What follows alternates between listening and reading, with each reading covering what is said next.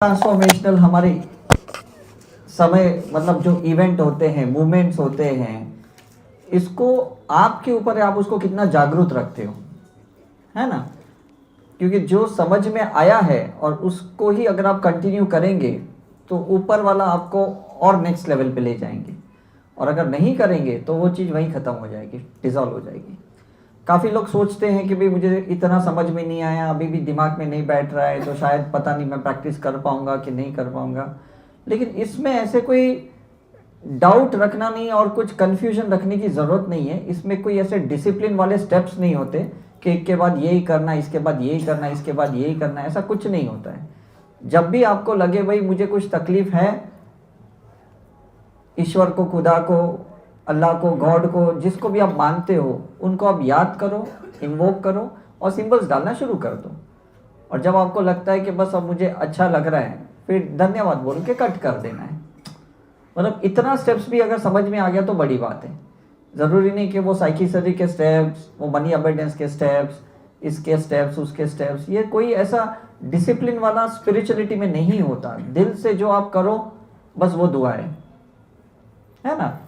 तो ऐसा नहीं कि इसमें कोई टोनैलिटी चाहिए, कोई शब्द का उच्चारण चाहिए, कोई एफर्मेशन चाहिए तो ही ये रिजल्ट देगा, तो ही ये काम करेंगे, ऐसे बिल्कुल नहीं है। सिंपल चीज़ें हैं जो एक छोटा बच्चा कैसे करता है, कैसे ईश्वर के सामने खड़ा रहता है, उसको कोई पाठ नहीं आता, कोई मंत्र नहीं आता, कुछ नहीं, बस वो दिल से कहता है बस मुझे आइसक्रीम दिला दो, मुझे चॉकलेट दिला दो, उसको मिल जाती है, उसका मैनिफेस्टेशन हो जाता है। तो वो दिल से बोलता है, ये नहीं सोचता है कि भगवान मेरी भाषा समझ रहा है कि नहीं, भगवान सुन रहा है कि नहीं, भगवान मुझे देख रहा है कि नहीं, उसको वो लॉजिक ही नहीं है। तो यही आपका भी प्रैक्टिस के लिए होना चाहिए। मेरी दादी 95 की एज में मेरे पास ये सब सीखी और उन्होंने बहुत शिद्दत से प्रैक्टिस की और 102 की एज तक उन्होंने बहुत अच्छी प्रैक्टिस की। जिस दिन वो चले गए उस दिन सुबह बता दिया कि आज मैं जाने वाली हूँ, और 12 घंटे बाद शी पास्ट अवे। मेरे नाना जी भी 80 की एज में हमसे ये सीखे, जब उनको पैरालिटिक अटैक हुआ 4 महीने में वो एकदम अच्छे हो गए। फिर 88 की एज तक उन्होंने इसकी प्रैक्टिस की एंड ही पास्ड अवे। तो इससे बड़ा एग्जांपल मैं आपको क्या दूं कि कोई भी एज में आप सीख सकते हो, कोई भी एज में प्रैक्टिस कर सकते हो, बिकॉज ये सोल एजुकेशन है, या आत्मा का ज्ञान है, और उसको आपको अप्लाई करने के लिए कोई धर्म बीच में नहीं आने वाला है, कोई गुरु भी आपका बीच में नहीं आने वाला है, सिर्फ आपका दिमाग बीच में नहीं आना चाहिए। कोई आपको स्टॉप नहीं करेगा, है ना। कुछ लोग मुझे कहते हैं हमारे घर में अलाउड नहीं है, ये तुम्हें चुप चुप के आई, ऐसे आई वैसे आई। लेकिन जब आप खाना बनाते हो, खाना खाते हो, जब आप अपने घर के काम करते हो या ऑफिस के काम करते हो, मन ही मन में तो सिंबल्स की चैंटिंग करनी है, किसको पता चलने वाला है, मुझे बताइए। अच्छी चीज़ों के लिए रोक टोक तो होने ही वाली है, नो डाउट अबाउट इट, लेकिन ये हमारे ऊपर है कि हम उसको साइलेंटली फॉलो करते हैं कि नहीं करते। कोई ऐसा नहीं कि ब्रह्म मुहूर्त में उठ के करना है, कोई डायरेक्शन में करना है, कोई आसन में बैठ के करना है, कोई मुद्रा लेके बैठना है। ये ऐसी कोई चीज़ हमने बिल्कुल आपको रेस्ट्रिक्शंस नहीं दी कि इस वक्त नॉनवेज नहीं खाना है, आप ड्रिंक नहीं ले सकते हो, ऐसा भी बिल्कुल हमने नहीं कहा। आपको जो खाना है पीना है आप कंटिन्यू करो, इससे हीलिंग का कोई फ़र्क नहीं पड़ने वाला, मैं आपको ऑनेस्टली बोल रहा हूँ। Is it right? तो आपको कोई अपनी लाइफ को ज़बरदस्ती चेंज नहीं करना है। अंदर से अगर लगा मुझे नहीं खाना है तो बात अलग है। अंदर से ऐसे लगा मुझे अब ये सीखने के बाद लगता है मुझे थोड़ा स्टॉप करना चाहिए या कम करना चाहिए, तो कर लो। अदरवाइज हमारे तरफ से ऐसा कोई रेस्ट्रिक्शंस नहीं है करके, है ना। फीमेल्स की मेंस्ट्रुअल साइकिल होगी तभी भी प्रैक्टिस कर सकते हैं, क्रिस्टल भी पहन सकते हैं, बिकॉज ये कोई रिलीजियस एक्टिविटी नहीं, ये स्पिरिचुअल एक्टिविटी है, ये आध्यात्मिक है। धार्मिक क्रियाओं के नियम होते हैं, बंधन होते हैं, डिसिप्लिन होते हैं। आध्यात्मिक के कुछ भी नहीं होते, है ना।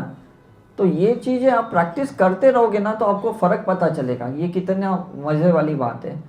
हम अभी यहाँ पे एक माता के मंदिर में गए थे, हम ऑटो में गए, ऑटो में बैठते बैठे हमने सिंबल्स की चैंटिंग शुरू कर दी, और जब मंदिर में पहुँचे फिर हनुमान मंदिर, ये वो जो भी माता के अंदर जो थे वहाँ पे हमने प्रैक्टिस की, साइकिक सर्जरी की, हीलिंग की, यहाँ आपको हीलिंग पास की। क्योंकि हम हमेशा क्लोजर करते हैं, विदाउट क्लोजर हम कभी भी जगह से निकलते नहीं हैं। बिकॉज हमने आपकी फाइलें खोली है, हमने अट्यूनमेंट किया, हीलिंग की है, आपकी शक्तिपात की है, आपकी साइकिक सर्जरी की है, तो बहुत सारी दबी हुई चीज़ अभी ऊपर आई है आपकी सरफेस पे। तो हमारा फ़र्ज़ बनते है, ड्यूटी बनती है कि हम अपने लेवल पे क्लोज करें, कॉट कट करें, डिटैच करें, ताकि आप फिर ज़्यादा ना हमसे अटैच्ड हो जाएं और ना अपनी चीज़ों में ज़्यादा उलझ जाएं करके, राइट। तो आप भी यहाँ जाने से पहले क्लोजर करके जाना, जिसको भी आप मानते हो उनको बोलना कॉर्ड कट करना है। कुछ लोगों के साथ नहीं बनी, कुछ लोगों के साथ ज़्यादा ही बन गई आपकी, ज़्यादा ही अटैच्ड हो गए, उनके साथ भी कॉर्ड कटिंग करनी पड़ेगी। बिकॉज ये इंडिविजुअल जर्नी है, इसमें किसको लेके चलोगे तो भी प्रॉब्लम, और किससे खफा होके चलोगे तो भी प्रॉब्लम, है ना। हम फैमिली से जब यहाँ पे आते हैं ना तो बहुत अच्छा लगता है, बिकॉज फैमिली का वो माहौल बहुत स्ट्रेसफुल रहता है, दिन रात वही लोग, वही झगड़े, वही बातें दिमाग में आती है। यहाँ आने के बाद एकदम खुल जाते हैं, दिल खोल के जीते हैं हम लोग। लेकिन फिर ये लाइफ भी कितनी समय आपके साथ रहेगी, कब तक इन लोगों के साथ रहोगे। जाना तो उसी वर्ल्ड में, उसी फैमिली में, उसी घर में, उसी मोहल्ले में, उसी सोसाइटी में, हर चीज़ वही वापस है जहाँ से आपने शुरुआत की थी।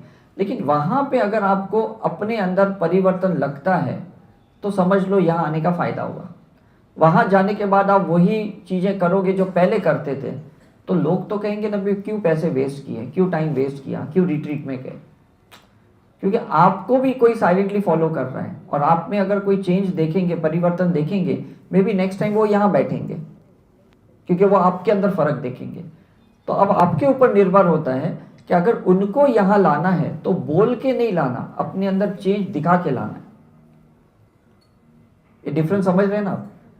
बोलना नहीं यहाँ जाने के बाद कि तू क्या पापी है, देख मैं रिट्रीट तक पहुंची, तू तो यहीं बैठा पड़ा है, तेरे कर्म देख कैसे है, तुझे घर से बाहर निकल नहीं दी थी, मैं तो इतनी बड़ी डॉक्टर शाह की रिट्रीट करके आया।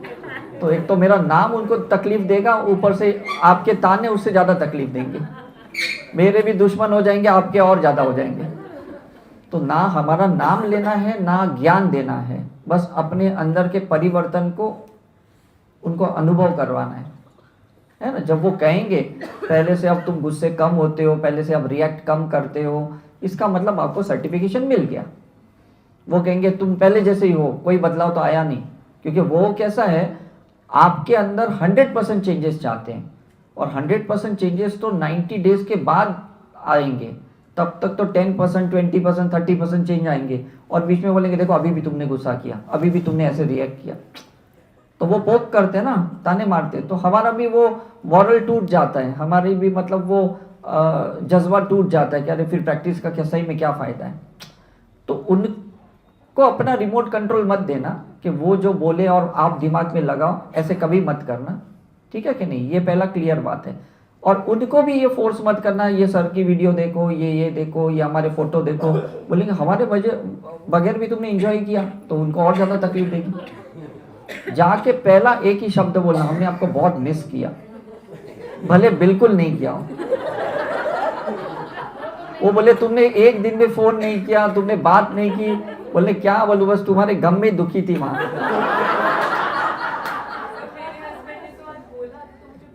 देखा, तो वो जो ड्रामा आप पहले करके यहाँ है ना, उस ड्रामा को कंटिन्यू करो, क्योंकि वहां पे आपने सीन को छोड़ा है, ठीक है कि नहीं। ये चीजें जो चेंज होती है ना, वो इतनी झटके में दिखाओ मत, वो उनको महसूस करने दो, ठीक है कि नहीं। थोड़े, क्योंकि क्या होता है ना, जो लोग भी आज तक आपके साथ जुड़े ना, आपके कर्मों के वजह से जुड़े और कर्म के ड्रामा के वजह से जुड़े। अगर आप यहाँ कर्म की हीलिंग कर लेंगे और ड्रामा बंद कर देंगे, तो फिर उनका और आपका रहना का मतलब क्या है, कोई फायदा ही तो नहीं हुआ, ठीक है कि नहीं। तो जहां आपने छोड़ी थी चीजें, वहीं पे जाओ, उसको कंटिन्यू करो। लेकिन अब वो मन पे लगा के ड्रामा मत करो, दिल पे लगा के ड्रामा मत करना, सिर्फ चेतन मन से करना कि सामने वाला खुश है कि चलो यही मेरी बंदी वापस आई, ना दूसरे की होके आई और ना बदल के आई। दोनों चीजें ऐसी नहीं लगनी चाहिए मुझे, ये मेरी वाली वापस आई जो बाद में ताने दे रही थी। Is it true? क्योंकि लोग ही उससे जुड़े हैं ना, हम क्या कर सकते हैं, ठीक है कि नहीं। मैं बहुत पहले कुछ वीडियोस देखता था, देवानंद की, राजेश खन्ना की, दिलीप कुमार की, तो वो है ना ऐसे बोलते थे कि हमें एक दिन में ना 5-5, 6-6 स्टूडियोज जाने पड़ते थे एक ही सैलरी पे, और वो अलग अलग स्टूडियो पे जब जाते थे शूट करने के लिए, तो उनको वहीं से स्टार्ट करना पड़ता था जहाँ से एक दिन पहले उन्होंने शूट छोड़ा था। तो लाइफ एक्चुअली हमारी ऐसी है, हम वो स्टूडियो से ये स्टूडियो आए, राइट। अब यहाँ से अगर आप गोल्डन टेम्पल जाओगे तो डेफिनेटली थोड़ी और आपकी माइंड प्यूरिफिकेशन होगी, है ना। तो इसका मतलब नहीं कि वही प्यूरिफाइड माइंड से आप वापस घर पे जा सकते हो, बिकॉज वो वैराग्य वाला मन होता है, वो त्याग वाला मन होता है। उसके बाद घर पे जाओगे तो बोलेंगे अरे तुम क्या कहाँ जाके आए करके, चाहे वो रिट्रीट है या मंदिर है, गुरुद्वारा है। आपको थोड़ी वो चीज़ों को कंटिन्यू करनी पड़ेगी जो पहले करते आ रहे थे आप, है ना। स्कूल में भी ऐसा ही होता था कि जो हमारे टीचर पढ़ाती थी दूसरे दिन कहती थी कल मैंने कहाँ पढ़ाया कहाँ छोड़ा था, चलो वहीं से स्टार्ट करते हैं। Is it true? तो यही चीजें कंटिन्यू करनी है, लेकिन ये स्लो ट्रांसफॉर्मेशन और साइलेंट ट्रांसफॉर्मेशन होना चाहिए, जिसमें कोई दिखाना नहीं है, बोलना नहीं है, वो स्पिरिचुअल ईगो भी नहीं दिखना चाहिए कि अरे तुम सीख के और देखो क्या भाषणबाजी दे रहे हो, क्या ज्ञान दे रहे हो मुझे। बिकॉज यहाँ कोई ज्ञान लेने के लिए दुनिया में आया ही नहीं है। जो आया है वो आपके जैसे लोग हैं, जो 10 लाख में से 10 लोग मिलेंगे। बाकी के लोग तो कोई ज्ञान लेना ही नहीं चाहते, भले कितने भी दुखी हो, कोई लेना नहीं चाहता। मैं आपको सही में कह रहा हूं करके। बहुत साल पहले मुझे ऐसे लगता था कि क्यों डॉक्टर्स ये सारी चीजें नहीं बताते हैं, और जब मैं डॉक्टर बनने के बाद ये बताना शुरू किया तो भी मैंने देखा कि बहुत रेयरली लोग चीजें मानते हैं या एक्सेप्ट करते हैं, क्योंकि लोग लेना ही नहीं जानते। तो जब मैं नया 98 में सीखा, मुझे ये लगा कि अगर मैं इसकी प्रैक्टिस 100% करूंगा तो करोड़ों पेशेंट्स को मैं बीमारियों से बचाऊंगा। लेकिन ऐसा नहीं कर पाया ऑनेस्टली स्पीकिंग, बिकॉज लोगों को वही बीमारियां चाहिए थी, वही तकलीफ, वही ड्रामा चाहिए थे, और लोगों को वही तनाव चाहिए थे, स्ट्रेस चाहिए था। सिर्फ लोग पूछने के लिए पूछते हैं, अरे ये मेरा प्रॉब्लम है बताओ क्या करना है, जैसे आपने सॉल्यूशन बताया नहीं ये तो मेरे से नहीं होगा। उनको वही कंफर्ट चाहिए जहां पे वो अपनी नेगेटिविटी के साथ रह पाए। उनको वही सिचुएशन चाहिए जहां पे वो अपनी कंप्लेन करें और उनको अटेंशन मिले। अरे हाय मुझे दर्द होता है, हाय मुझे दर्द होता है। दूसरे दिन दर्द नहीं होता, देखा दर्द नहीं तो कोई पूछ भी नहीं रहा है। तो तीसरे दिन हाय मुझे दर्द होता है, देख अब दर्द आया तो वो वापस मेरे पास आया, है कि नहीं? कि अटेंशन तब मिलता है ना। तो इसको हम बॉडी टॉक कहते हैं, कि जहां पे आपको दर्द होता है उस जगह पे आपको टॉक करना है कि भाई क्या हुआ, घुटने तकलीफ दे रहे हैं तो पूछो भाई क्या हुआ, मैंने ऐसे क्या गलती की जिसकी वजह से तू मुझे दर्द दे रहा है, मुझे तू दुखी क्यों है। तो वो धीरे धीरे आपको सेंस होगा कि भाई कोई बात आपने पकड़ के रखी है, कोई हादसा पकड़ के रखा है, कोई घटना पकड़ के रखी है, उसको तू रिलीज कर, तू फॉरगिव कर, तो फिर मैं तेरा पेन कम कर दूंगा। आप नहीं करोगे, कोई इंजेक्शन यहाँ देगा, कोई मेडिसिन देगा, कोई यहाँ सर्जरी करेगा, अटेंशन दूसरे जगह से मिलेगा और पैसे भी देने पड़ेंगे और सामने वाला अटेंशन देगा। इससे तो बेटर है आप ही उस पार्ट को अटेंशन दो, तो ना पैसे जाएंगे और ना कहीं बाहर से कोई अटेंशन की जरूरत है। Is it clear?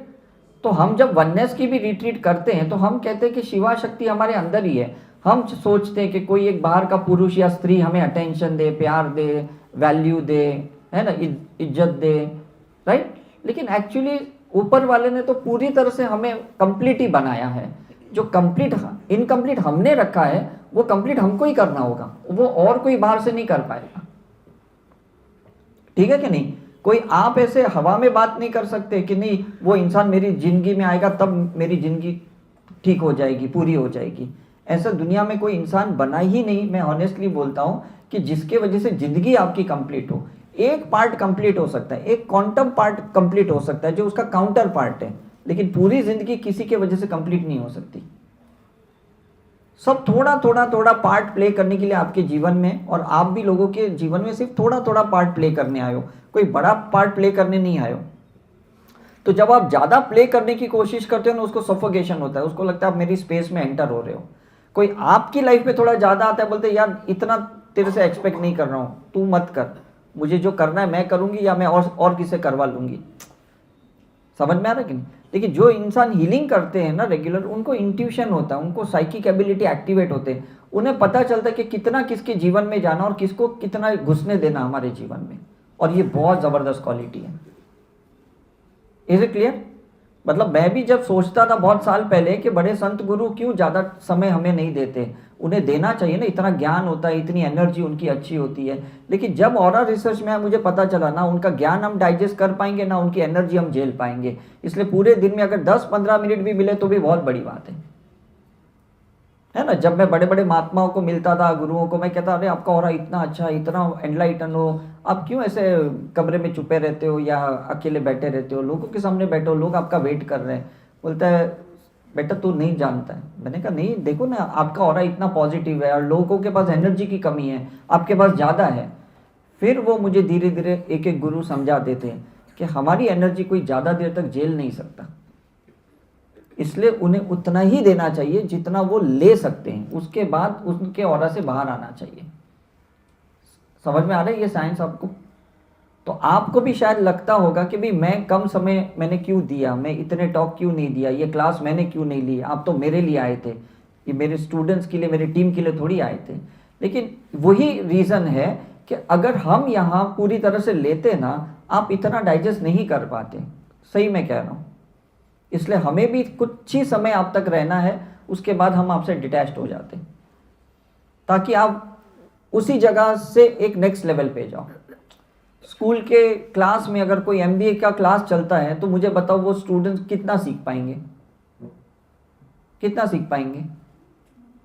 स्कूल की क्लास चल रही है और एक एमबीए का एक टॉप लेवल का टॉपर आता है और वो अपनी क्लास उस स्कूल में लेता है। सपने सब स्टूडेंट्स के हैं स्कूल के कि मुझे भी एमबीए करना है, पीएचडी करनी है, लेकिन उसकी क्लास ये क्लास में नहीं चल सकती। हमें वो लोग चाहिए जो हमारे लेवल के हो, हमें वो लोग चाहिए जो हमारे साथ चलने वाले हो। Is it clear? समझ में कि नहीं? कोई भी आदमी ना कितना भी पैसे वाला है, जिसके पास 3-4 करोड़ की गाड़ी है, उसका खुद का कभी पेट्रोल पंप नहीं होता, वो पेट्रोल बाहर जाके ही भरवाएगा। उसका गैरेज अच्छा होगा, मकान अच्छा होगा, घर अच्छा होगा, लेकिन उसका पेट्रोल पंप खुद का नहीं होगा, क्योंकि वो इतना बड़ा पेट्रोल पंप को लेके करेगा भी क्या? अब समझ में आ रहा है आपको? तो slow and steady wins the race, बूंद बूंद से सागर बनता है, ये सुना है कि नहीं आपने? तो इस रिट्रीट में जितना जो कुछ आपको मिला इतना इनफ है, इससे ज़्यादा एक्सपेक्ट मत करो। एक टाइम में ज़्यादा खाने की कोशिश मत करो, मुझे ये ज्ञान दो, मुझे ये समझाओ, मुझे वो समझाओ, मुझे इसके बारे में बताओ, मुझे उसके बारे में बताओ। जितना कुछ समझ में आया उतना जाके उसके ऊपर काम करना शुरू कर दो। मे बी नेक्स्ट टाइम जब हम मिलेंगे फिर और थोड़ा काम करना शुरू कर दो, फिर तीसरी बार मिलेंगे और कहीं थोड़ा काम करना शुरू करो। एक झटके में सब कुछ समझने की कोशिश मत करो, मुझे लाइफ पर्पस बताओ, मुझे सोल पर्पस बताओ, मेरा पास्ट लाइफ दिखाओ, ये सब एक झटके में कुछ नहीं होता। अगर स्कूल का एजुकेशन को आपको 15-20 साल लगते हैं तो आत्मा के एजुकेशन के लिए कितनी रिट्रीट्स लगेगी, सोच सकते हो आप? एक रिट्रीट में मिल जाएगा सब ज्ञान? मुझे बताओ, इज इट पॉसिबल? पॉसिबल नहीं है। तो आप सोचते नहीं नहीं बार दूसरी बार तो मेरा आनंद नहीं होगा, इतना खर्चा नहीं होगा, मेरे से ये नहीं होगा, परमिशन नहीं मिलेगी। ऐसा कुछ भी नहीं है। अगर आप प्रैक्टिस करोगे नेक्स्ट टाइम भी आप यहाँ पहुँच जाओगे, मैं आपको गारंटी देता हूँ। ये जो भी रिपीटर्स आए हैं, जो एडवांस क्लास में बैठे हैं, ये क्यों वापस आए? क्योंकि इन्होंने बेसिक क्लास के बाद बहुत अच्छी प्रैक्टिस की, तो इनका वापस आना बन गया। समझ में आ रहा है? तो एकदम जंप मत करो, एक साथ सब डाइजेस्ट करने की कोशिश मत करो। थोड़ा थोड़ा कुछ मिला, वो थोड़ा थोड़ा जितना ऊपर वाले को पता है, आपके गुरु को पता है कि आपको कितना देना है, जितना देना है उतना ही देंगे, है ना। आज केमोथेरेपी के लिए जाते हो, रेडियोथेरेपी के लिए जाते हो, एक साथ सारे इंजेक्शन थोड़ी दे देते हैं? मुझे बताओ। कोई सर्जरी भी करता है तो वो थोड़ी थोड़ी सर्जरी करके वो गांठ निकालता है, ट्यूमर निकालता है, एक झटके में पूरा थोड़ी निकालता है। क्योंकि हमें है ना वो स्लोली चीज़ें अंदर आई है, तो स्लोली चीज़ें बाहर जाएगी। झटके से कोई चीज़ अंदर आई नहीं आपकी लाइफ में, तो झटके से जाएगी भी नहीं। तो ये मत सोचना बस जल्दी कब ठीक होगा, जल्दी प्रॉब्लम कब ठीक होगा। जल्दी आया थोड़ी था, आया भी आराम से था। 6 महीने, 1 साल, 2 साल, 5 साल, 10 साल, 20 साल, 10 जन्म, 15 जन्म से ये प्रॉब्लम अंदर आया हुआ है। एक झटके में जाएगा भी कहाँ से बाहर? क्लियर है कि नहीं आपको? और शुरू में आपके वो प्रॉब्लम सॉल्व होंगे जो सिर्फ आपसे सीमित थे, जो आपसे ही कनेक्टेड थे। वो प्रॉब्लम सबसे पहले सॉल्व होंगे जो हमने अंदर क्रिएट की है। उसके बाद वो प्रॉब्लम सॉल्व होंगे जो लोगों के साथ हमारे कनेक्टेड थे। तो जो खुद के इंडिविजुअल लेवल पे प्रॉब्लम थे ना, उसके लिए तो सेल्फ हीलिंग से काम चल जाएगा। लेकिन जो लोगों के साथ हमारे कर्म बंधे ना, उसके लिए अदर हीलिंग करनी पड़ेगी, मास हीलिंग करनी पड़ेगी, साइकिक सर्जरी करनी पड़ेगी, फ्यूचर में पास्ट लाइफ रिग्रेशन करना पड़ेगा, क्योंकि हमारे दूसरों के साथ कर्म बंधे थे। तो बुद्धा को भी एनलाइटनमेंट मिला, तो उनको लगा मुझे मोक्ष क्यों, निर्वाणा क्यों नहीं मिला, एनलाइटनमेंट ही क्यों मिला। तो एनलाइटनमेंट तब मिला जब उन्होंने अपनी 649 लाइफ्स को सिर्फ देखा, रियलाइजेशन किया कि ये मेरे कर्म किए थे, तो समझ में आया, तब एनलाइटनमेंट मिला। तो फिर उन्होंने क्वेश्चन किया मेडिटेशन में कि अगर समझ में आ गया मुझे, तो फिर मुझे निर्वाणा क्यों नहीं मिला। तो अंदर से वापस एक आवाज़ आई कि लोगों के कर्म तुमने कहाँ ठीक किए, उनके साथ जो कर्म बांधे थे वो कहाँ ठीक किए। तो बोले अब क्या करना है, बोले अब तुम्हें घूमना है, अब तुम्हें ज्ञान देने के लिए बाहर निकलना है। फिर वो मूव करना शुरू किए, और उसके बाद लास्ट में उनको निर्वाणा मिला, जब उन्होंने सारे मास ऑफ द पब्लिक से कर्म ठीक करवाए, अपने कॉर्ड कट करवाए, हीलिंग की उनकी, है ना, चाहे वो विपश्यना के थ्रू की, अनुलोम विलोम से की, या अनापन्नासती से की, जिस भी चीज़ से की, तब उनको जाके मिला। महावीर को भी तीर्थंकर वो तब बने जब उनकी बाल में या उनके एक भी सेल्स के अंदर कोई भी क्वांटम मेमोरी किसी के कर्म नहीं रहे ना, तब उनको मोक्ष प्राप्ति हुई। तब तक उनको सिर्फ एनलाइटनमेंट ही मिला, सारे 24 तीर्थंकर को। अब समझ में आ रहा है डिफरेंस यहाँ पे। तो हमारे रगों रगों में, हमारे जो मांसपेशियां में जो लोगों के साथ कर्म बंधे पड़े हैं ना, तो धीरे धीरे धीरे वो ठीक हो जाएंगे, एक झटके में ठीक नहीं होंगे। तो ना आपका ऑरा एक झटके में ठीक होने वाला है, ना ऑरा एक झटके में पूरा समझने वाले हो आप। अगर मैं 1 घंटा भी बैठूंगा आपके साथ ऑरा के लिए, तो भी नहीं समझेगा, क्योंकि मुझे ऑरा समझने में 3 साल लगे। आपको कैसे लगता है कि भाई एक झटके में सब समझ में आएगा आपको? जितना अभी समझा रहे ना, बस साइलेंटली सुनो, क्वेश्चन के ऊपर क्वेश्चन मत करो, क्योंकि एक आंसर आपको मिलता है ना, उसके बाद उसी आंसर में से एक क्वेश्चन निकलता है, फिर उसका आंसर जब हम देते तो उसमें ये क्वेश्चन निकलता है। तो ये तो एक सीरीज है, ये तो कभी खत्म नहीं होने वाली। ये तो बाहुबली के जैसे, कटप्पा को किसने मारा, इज इट राइट? इसमें स्त्री 1 आएगी, स्त्री 2 आएगी, स्त्री 3 आएगी, तो पता नहीं हमारे भी कितने जन्म में ये सब चीजें आई और कितने जन्म से चीजें जाएगी। ठीक है कि नहीं? इसलिए सदगुरु बहुत एक अच्छी बात कहते हैं, life is a suspense and let it be suspense, don't try to disclose at the same time ever, है ना। हर चीज को एकदम डिस्क्लोज करने की कोशिश मत करो कि नहीं ये ज्योतिष के पास गई, ये टेरो रीडर के पास गई, ये डाउजिंग करवाया, ये न्यूमरोलॉजी करवाई, ये हमने ग्राफोलॉजी करवाई, एक झटके में मुझे सब समझना है, मेरा लाइफ क्या है। ऐसा नहीं हो सकता, it will take your time. ठीक है कि नहीं? तो थोड़ा थोड़ा समझो, उसके ऊपर प्रैक्टिस करो, और थोड़ा सेलिब्रेशन करो कि चलो इतना मेरे अंदर बदलाव आया, फिर उसकी ग्राउंडिंग करो, फिर अपने पे काम करना शुरू करो। ऐसे करके चेंजेस आएंगे, क्योंकि 63 ट्रिलियन सेल्स है बॉडी के अंदर, एक झटके में सारे सेल्स की मेमोरी ठीक नहीं होने वाली। उसको थोड़ा समय कंटिन्यूएशनली थोड़ा थोड़ा देते रहना। It's an exercise, it's an spiritual exercise, it's a soul exercise. ठीक है कि नहीं?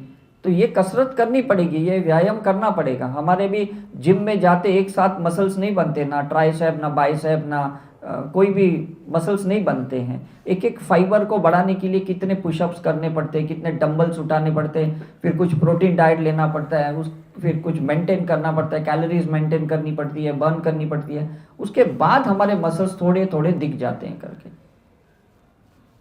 Is it clear? तो चीज़ों को धीरे धीरे से आने दो, थोड़ा साइलेंटली, थोड़ा पेशेंसली, थोड़ा फेथफुली उसको होने दो। जंप करोगे ना तो फ्रस्ट्रेट भी जल्दी हो जाएगा।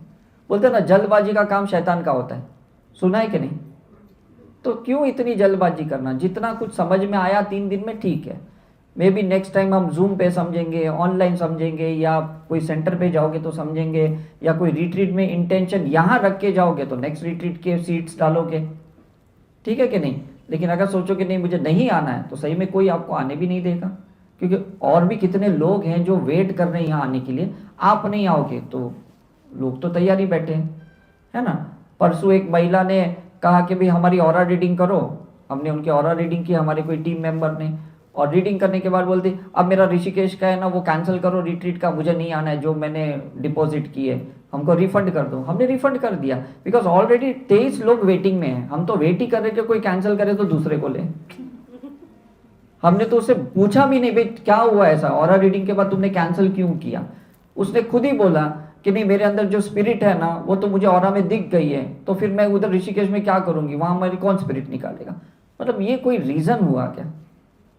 आदमी खुद ही अज्यूम करता है कि मैं तो पागल हूं और मैं तो पागल ही रहने वाली हूं। गंगा माँ क्या मेरा पागलपन दूर करेगी? या आप भी क्या करोगे? ये भी बात सही है, हम भी क्या करेंगे? जब आपको पागलपन से प्यार हो गया तो रहो पागल, आपको स्पिरिट से प्यार हो गया तो रखो स्पिरिट को आपके साथ। हमारा काम था आपको और में दिखाना कि भाई ये स्पिरिट है, तो उन्होंने बोल दिया कि भाई जब स्पिरिट है तो फिर मैं वहां क्या करूंगी। Is it true? मतलब कुछ तो चीजें हम ही है ना उसको लॉक करके रखे हैं, उसको सॉल्व करना ही नहीं चाहते, उसको डिसॉल्व करना ही नहीं चाहते। और ये काफी लोगों के साथ ये प्रॉब्लम है, सिर्फ आपके साथ ऐसा नहीं है करके। इसलिए लोग साइकिक सर्जरी नहीं कर पाते, सिर्फ हीलिंग कर पाते हैं, क्योंकि साइकिक सर्जरी में फॉर्मेट करना पड़ता है, डिलीट करना पड़ता है, इल्यूजन्स को तोड़ने पड़ते हैं, भ्रम को खत्म करने पड़ते हैं, और लोग वही करने को तैयार नहीं है। लोगों के अंदर जो बदले की भावना है या जो भी रिवेंज एक्ट जो भी चीजें हैं, वो सोचते हैं मैं क्यों छोड़ू, मुझे तो कैसे भी करके इसको बदला लेना है, उसको सबक सिखाना है, इसको दिखाना है। ये सब चीजें आपको आगे जाने में रुकाएगी। किसी को कोई नुकसान नहीं होगा, आपका नुकसान होगा। छोड़ने के लिए तैयार हो जाओ, because you want to free yourself. Is it clear? मैं भी इतनी रिट्रीट्स बैक टू बैक इसलिए करता हूं ताकि कितने जन्मों के कमिटमेंट मेरे साथ हैं। कर्म मेरे साथ आपके नहीं है। कर्म अगर मेरे आपके साथ रहते ना तो मैं 2-4 लोग का अट्यूनमेंट करने के बाद ड्रेन हो जाता। मैं तो 100-200 लोगों को भी अट्यून करता हूं तो भी मुझे कोई फर्क नहीं पड़ता। I enjoy a lot, because contract है हमारा। मैंने कोई लाइफ में आपको कहा कि जब भी आपको तकलीफ होगी मैं आपको मिलूंगा, तो मैं वापस मिला आपको। तो ना आपने मेरे साथ कोई गलत कर्म किया ना मैंने आपके साथ किए, इसलिए हम मिले ही नहीं हैं। इसलिए हम भी और आप भी फ्री विल में हो। अगर आप मेरे पास नहीं भी आते तो भी कोई फर्क नहीं पड़ता, मैं आप तक नहीं मिलता तो भी कोई फर्क नहीं पड़ता। लेकिन जो कॉन्ट्रैक्ट हमारा एक दूसरे को हेल्प करने का है या हेल्प लेने का है ना, ये बियॉन्ड कर्मा है। समझ में कि नहीं? बच्चे को जो रात को 2 बजे आप खाना खिलाते हो ना, ये कॉन्ट्रैक्ट है, ये कर्मा नहीं है। तो आप ऐसे नहीं बोल सकते क्या भगवान बच्चा दिया रात को 2 बजे खाना मांग रहा है, ऐसा बोलेंगे आप? कभी नहीं बोलेंगे। पति मांगेगा तो बोलेंगे क्या पति दिया, दूसरा दे जो 2 बजे ना उठाए। वो बोल भी सकते हो आप, बिकॉज उसके साथ कर्मा है। तो हर चीज आपको तकलीफ देती है पार्टनर के साथ, बच्चे के साथ तकलीफ नहीं देती है। वो ड्रग्स में पकड़ा भी जाएगा, जेल में भी जाएगा ना, वहां पे भी जाके आप उसको खाना दोगे। Is it right? ये हमारा कॉन्ट्रैक्ट होता है। तो हर कर्म को कॉन्ट्रैक्ट में लाने के लिए ये हीलिंग करनी पड़ेगी, ये साइकिक सर्जरी करनी पड़ेगी। अब समझ में आ रहा है आपको एंड रिजल्ट क्या है? आपको फ्री विल में आना है कि उसके साथ कर्म से कॉन्ट्रैक्ट में आ जाओ।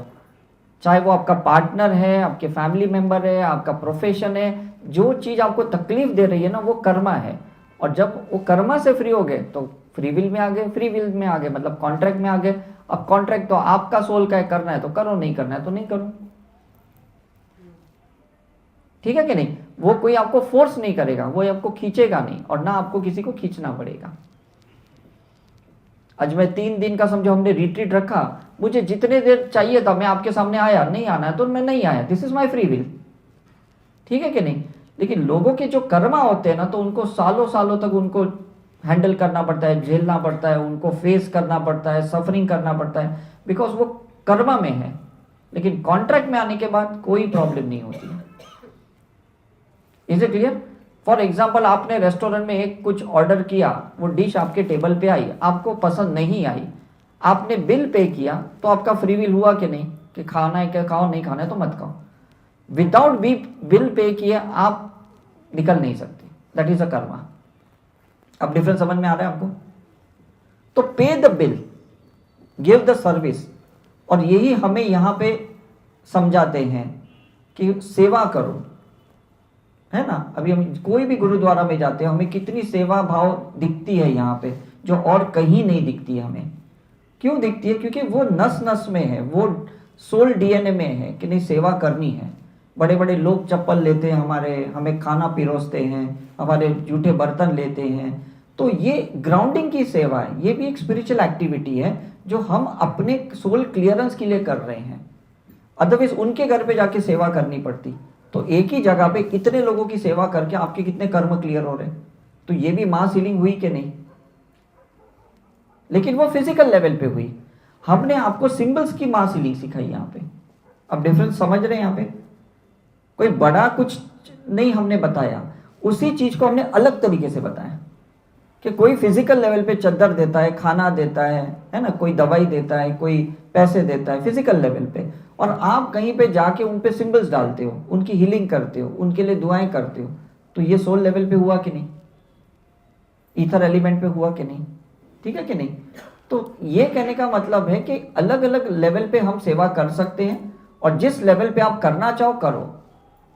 अब कोई हमारे पास भीख मांगता है, हमने एक को पैसे दे दिए, फिर 10 लोग आ जाते हैं हमें भी पैसे दो, तो अब सबको तो नहीं दे सकते, तो उनके लिए आप सिंबल्स डाल सकते हो, क्योंकि आपको पता है एक को देंगे तो 10 आने ही वाले, ठीक है कि नहीं। तो उनके लिए फिर आप सिंबल्स डालो जो भी आपने यहाँ पे सीखे, तो आपका क्लियरेंस ठीक हो जाएगा। सो आई होप आज सब आपने समझ लिया है कि यहाँ से जाने के बाद आपको बस प्रैक्टिस करनी है सिंबल्स की, और हर पर्पस ये सॉल्व करना है कि मुझे कर्म से कॉन्ट्रैक्ट में आना है, मुझे फ्री विल में आना है, ताकि ना उससे कोई तकलीफ हो ना हमें कोई तकलीफ हो।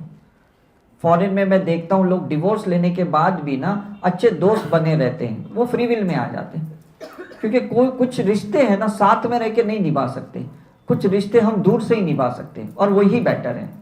क्योंकि जैसे हम किसी के पास आते हैं ना, वो हमारी बुराइयां देख लेते हैं और हम उसकी बुराइयां देख लेते हैं, उसके बाद उसके साथ रहने को अच्छा नहीं लगता, लेकिन आप छोड़ भी नहीं सकते हो क्योंकि कर्मा है आपका, ठीक है कि नहीं। देखिए जैसे आप हीलिंग करोगे धीरे धीरे एक टाइम भी आएगा कि उसको अगर छोड़ना भी है तो छोड़ पाओगे, फिर वो भी अपने जीवन में सुखी, हम भी सुखी।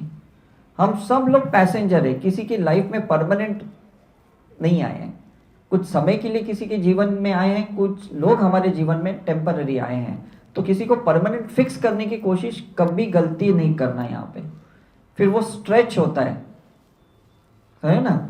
आज हम लोग बरिस्टा में जाते हैं या स्टारबक्स में जाते हैं, तो हम 200-300 रुपया कॉफ़ी की पे करते हैं, तो हमें 1-2 घंटे तो आराम से बैठने को देते हैं। और यही नॉर्मल रेस्टोरेंट में जाते हैं तो 5 मिनट के बाद वो वेटर आके पूछता और कुछ चाहिए और कुछ चाहिए, मतलब वो इनडायरेक्टली कहते भागो यहाँ से, क्योंकि 10 रुपए की चाय पी और 10-15 मिनट से बैठे पड़े हो, है ना। तो एक टाइम के बाद ना हमें कोई भी निकालने के लिए तैयारी बैठा है, निकल ही जाओ उसकी लाइफ से, या आप दूर हो जाओ या उसको डिपार्ट कर दो, व्हाट्स रॉन्ग इन इट, है ना। उनका पेमेंट हो गया, आपका सर्विस हो गया, तो बात खत्म हो गई। तो हीलिंग बहुत फास्ट प्रोसेस करेगा, जो 10 साल के बाद होने वाला होगा वो 1 साल के बाद होगा, रिजल्ट आपको जल्दी मिलेगा। फिर इस रिजल्ट को ना अच्छा बुरा मत सोचना कि ये मेरे साथ अच्छा हुआ कि बुरा हुआ, तो फिर ये बहुत प्रॉब्लम क्रिएट होगा। ये मत सोचना मैंने ये किया इसलिए तो ये नहीं हुआ, मतलब अंदर से चाहते भी थे, लेकिन कोई चीज जल्दी होती है ना तो भी आप हैंडल नहीं कर सकते हो, अरे इतना जल्दी मैंने नहीं सोचा था ये होगा, इज इट राइट। लेकिन जो इंसान सही में स्पिरिचुअल प्रैक्टिस करता है ना, वो 2 चीज कभी नहीं करेगा, एक रिएक्शन कभी नहीं देगा, और दूसरा वो कभी शॉक में नहीं आता है।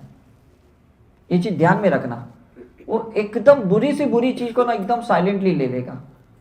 हम छोटी छोटी चीज में शॉक कर लेते, अरे ये क्या हो गया, है ना, और हम छोटी छोटी चीज में रिएक्ट करते हैं। और जो लोग स्पिरिचुअल प्रैक्टिस करते हैं वो रिस्पॉन्ड करेंगे, बड़ी सी बड़ी इशू हो जाएगी ना, वो कहेंगे कोई बात नहीं, शायद मेरा ये ऐसा लिखा होगा इसलिए ऐसा हुआ। ये 2 चेंजेस अगर आपकी लाइफ में आए ना, समझ लो आपकी स्पिरिचुअल प्रैक्टिस जबरदस्त चल रही है। किसी के साथ आपकी नहीं बनी और 10-15 मिनट के बाद आपके उसके साथ बन गई, तो ये स्पिरिचुअल प्रैक्टिस अच्छी है। किसी के साथ घंटों तक आपने बात नहीं की, दिनों तक महीनों तक बात नहीं की, इसका मतलब स्पिरिचुअल प्रैक्टिस अच्छी नहीं चल रही है आपकी। कितनी जल्दी आप रिकवर होते हो, कितने जल्दी वापस आप सॉरी बोलते हो या उसकी सॉरी एक्सेप्ट करते हो ना, इससे आपकी स्पिरिचुअल प्रैक्टिस पता चलती है। अब क्लियर है आपको, क्योंकि कोई मेजरमेंट नहीं है ना, बाकी कोई मेजरमेंट यही है, इसके पैरामीटर्स यही है कि कितने जल्दी हम वापस नॉर्मल होते हैं उसके साथ, कितने जल्दी वो हमारे साथ नॉर्मल होता है, क्योंकि आपकी स्पिरिचुअल प्रैक्टिस के ऊपर है, डिपेंड है, ठीक है कि नहीं। अदरवाइज वो चीजों को लेके बैठे रहेंगे तो वो चलते रहेगा। 10 साल के बाद भी कोई एक छोटा झगड़ा हुआ तो 10 साल पहले की बात करेंगे, तुझे पता है 10 साल पहले तूने ऐसे बोला था, सब्जी तो पिछले दिन की याद नहीं है और 10 साल की पहले की बात याद है आपको, मतलब कितनी बातें पकड़ के बैठे हमने। तो ये सब साइकिल से डिलीट करना पड़ेगा जो पकड़ के बैठे हैं।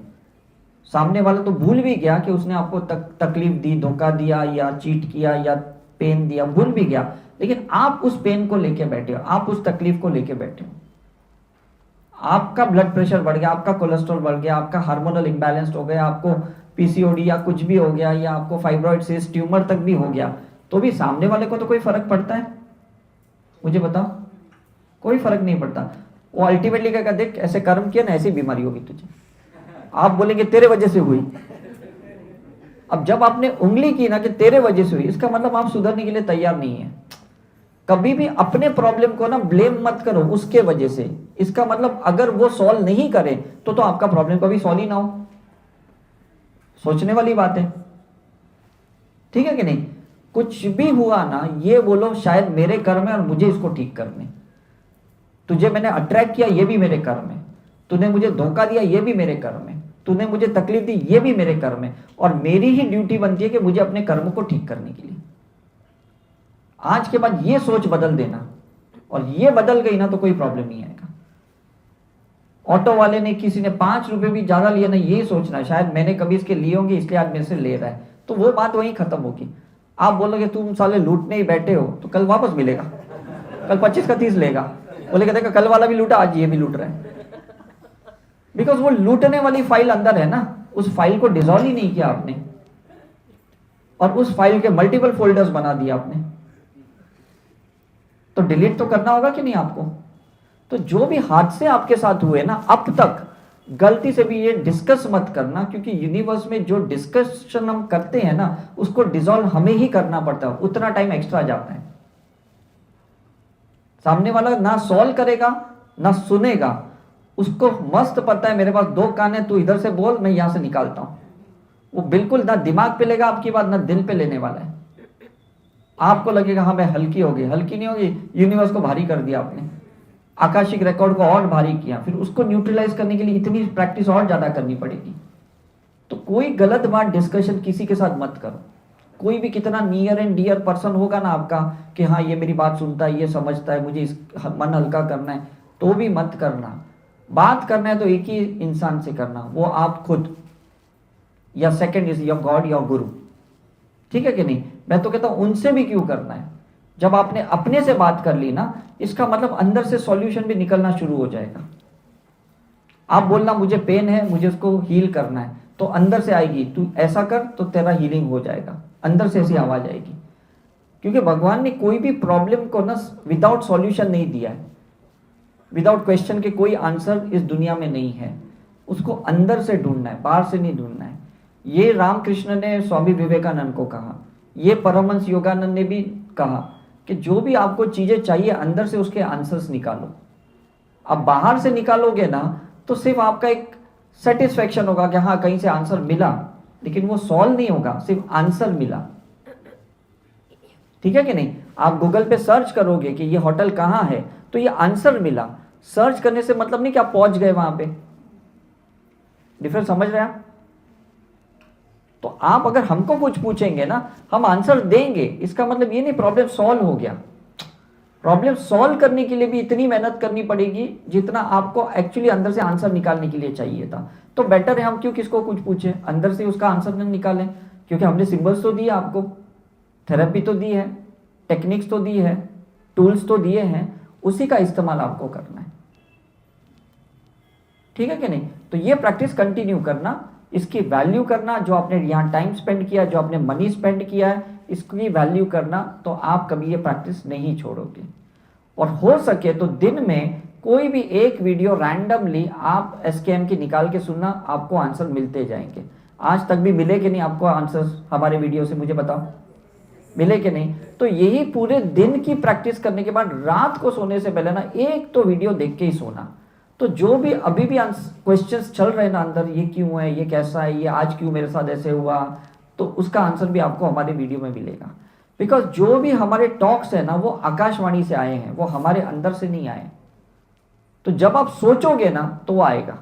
जैसे हम उदास होते तो कैसे कोई एक अच्छा गाना आ जाता है और वो सुनते तो हम एकदम हल्के हो जाते हैं, इज इट राइट? चाहे वो लता मंगेशकर का रहे या मोहम्मद रफ़ी का रहे या किसी का भी रहे, हम सुनते ही हमें बहुत अच्छा लगता है। तो इसी तरह से ये जो टॉक्स होते हैं ना, जो प्योर इंटेंशन से दिए गए हैं, वो ऊपर वाले की दुआ से दिए गए, वो आंसर्स आपको 100% देंगे।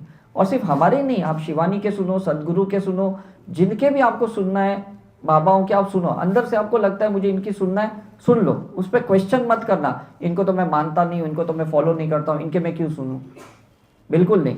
Be very transparent and be very open minded.